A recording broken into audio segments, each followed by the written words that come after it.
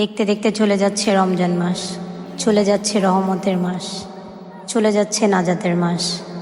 এই রমজান মাস আসলে বোঝা যায় নামাজের গুরুত্ব, বোঝা যায় সারাদিন শেষে পানির গুরুত্ব, বোঝা যায় আমরা আল্লাহকে কতটা ভয় পাই, আল্লাহকে কতটা বিশ্বাস করি, কতটা সম্মান করি।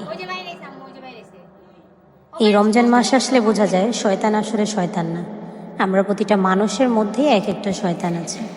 এই রমজান আসলে বোঝা যায় নিজের নফসকে কন্ট্রোল করা কতটা হার্ড। এই রমজান মাসের সাথে সাথে বিদায় নিক আমাদের জীবনের সকল দুঃখ, সকল পাপ। সবাই ভালো থাকবো ইনশাআল্লাহ।